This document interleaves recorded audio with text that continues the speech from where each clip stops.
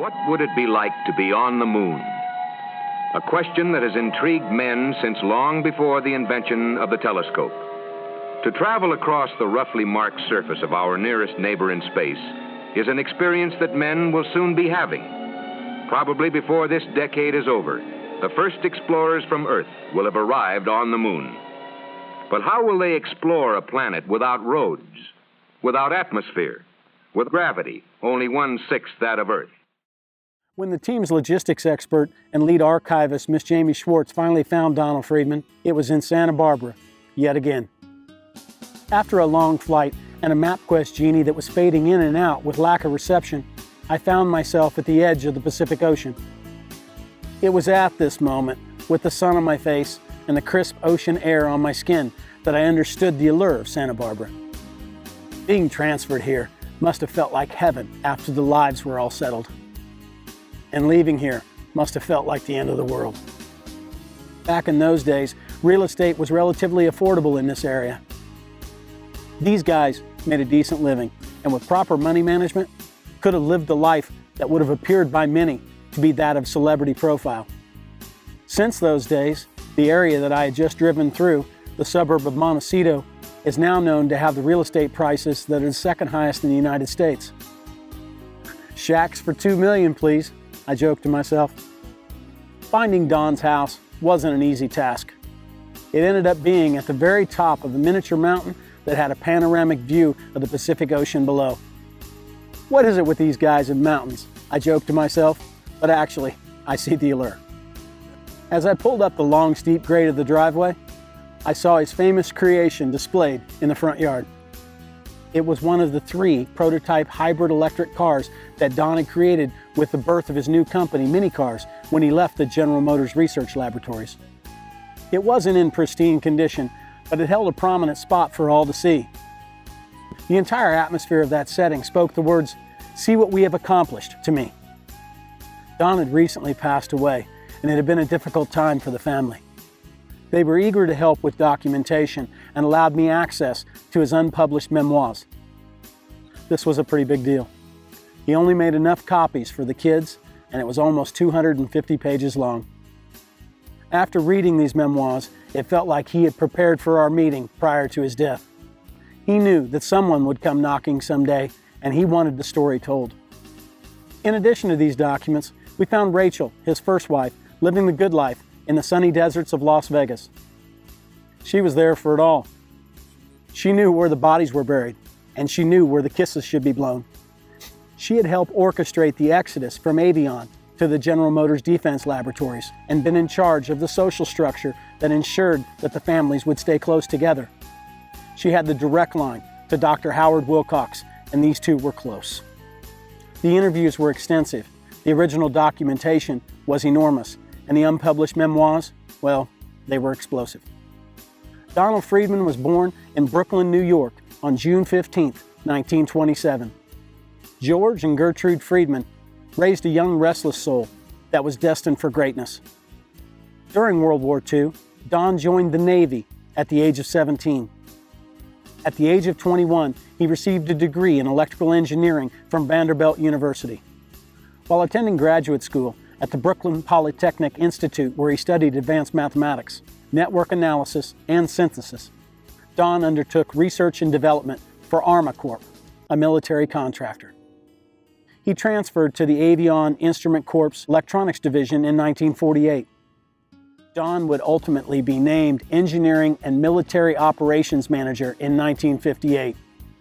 During his time at Avion, Don and his team would design the periscope system for the USS Nautilus, the first nuclear submarine. Don was given sole credit for the seeker, the key component in the Sidewinder missile. The aircraft is guided by radar from the ground, and the jet's own radar locates and locks the position of the enemy. Designed for air-to-air combat, the plan is first tried out on ground targets. Here's the result. It was during this time at Avion that he also married Rachel. She was an Avion employee, and the two of them would forge the social structure for the men and families that would follow to the General Motors Defense Laboratories.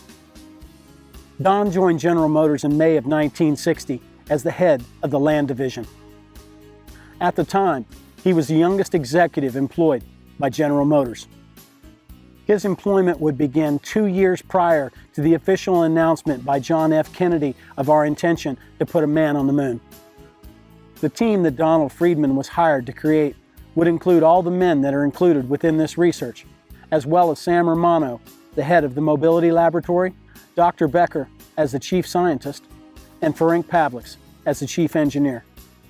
During this time, Don directed research and advanced development of off-road vehicles, lunar and electric drive vehicles. The largest project was the creation and design of the 3 lunar rovers that eventually would find their way to the moon. In March and April of 1961, Howard Wilcox was creating the necessary infrastructure for these 3 divisions. The best fit geographically for the land division would be the General Motors Technical Center. This was impossible, however, for air and sea. After more than 2 months, it was decided that the land division would join air and sea in the Goleta, California environment. This would make it easier to oversee all 3 divisions simultaneously. It was during these years between 1960 and 1968 that Don worked directly with or oversaw all the men within our research. Don Friedman was my boss, but he also was my friend, and he and I worked closely together. The early years were dedicated to brainstorming and creating the necessary divisions to accomplish these tasks. The development gained a lot of steam after congressional passage of the Clean Air Act of 1963. Congress had earmarked $95 million for research and development of automobiles with lesser or zero emissions, as well as alternative designs of propulsion that would eliminate the need for the internal combustion engine.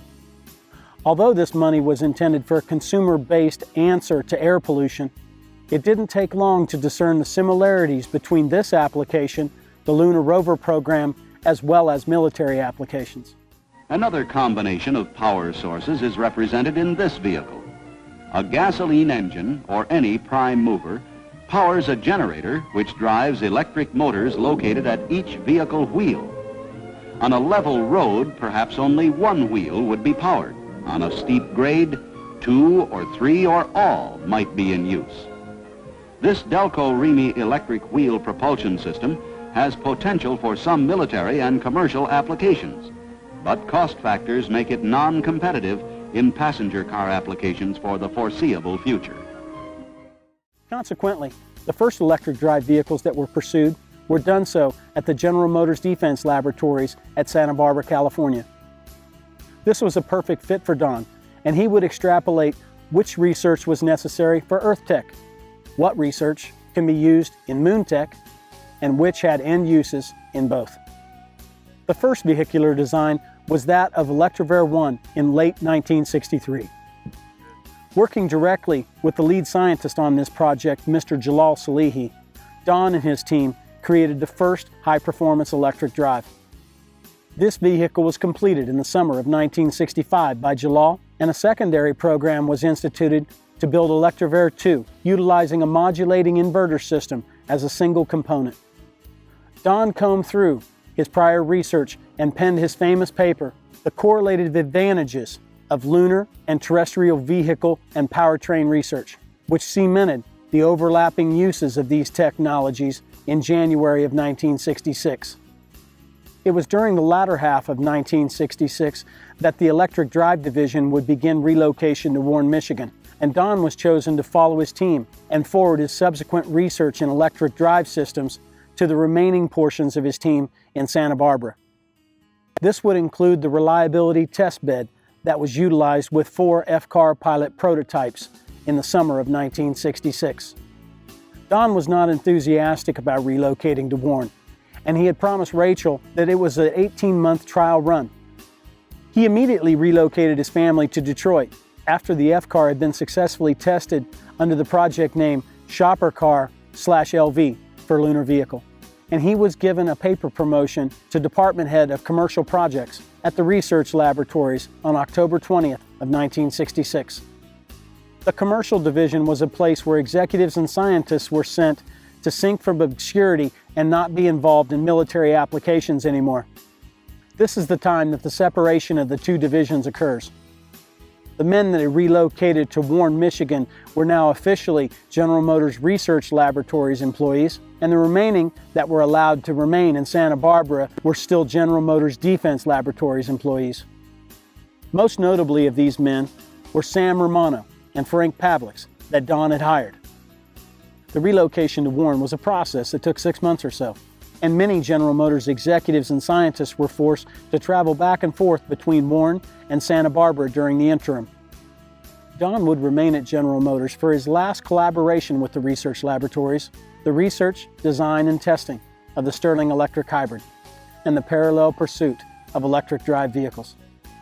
An extension of the lunar rover technology that allowed for the addition of a small motor that could be operated in conjunction with an electric drive system, while recharging the batteries, utilizing an alternator.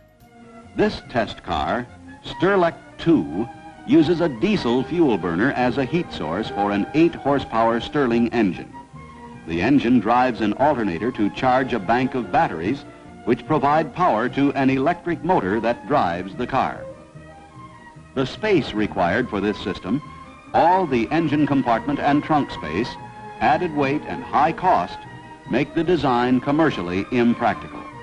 However, it is a valuable test for continuing research and development, as well as fleet commuter electrically powered vehicles for consumer use.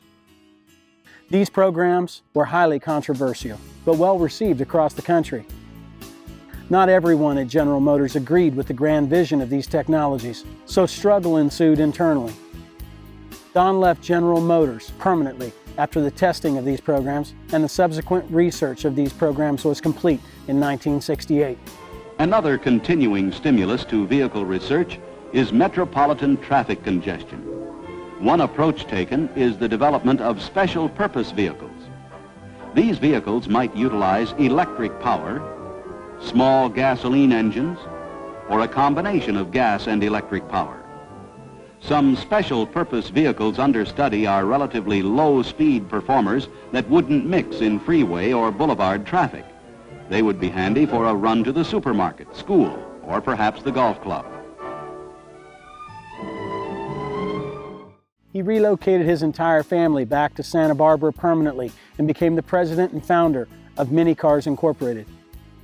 Utilizing electric drive technologies that were archived from his previous work and articulated in the Stirling electric car program, as well as the pursuit of the urban miniature car design. One of the charter members of his new venture would be none other than Sam Romano.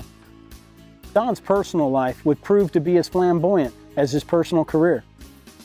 He was married 3 times and would enjoy 6 children, the oldest being the only son, Keith. Keith Friedman was a teenager when his father worked on the electric car program in the lunar rover. Keith followed in the footsteps of his father and would attend Cornell University shortly after the relocation of his family to Detroit, Michigan. Don was a great father figure and shared his daily accomplishments with his pride and joy. Keith remembers startling recounts to these days in Santa Barbara and Detroit, including prototype parts that were being created by the lunar team that he was allowed to handle. Don was a wonderful man who spent the last decades of his life dedicated to vehicle crashworthiness and occupant safety research. He remained close to his friends from the Santa Barbara team and continued to have lunch with them every Wednesday of every week. He even penned a NASA paper with Frank Pavliks in 2009. He died a day after his 88th birthday, and his ashes were spread to sea after a celebration of life ceremony in Santa Barbara.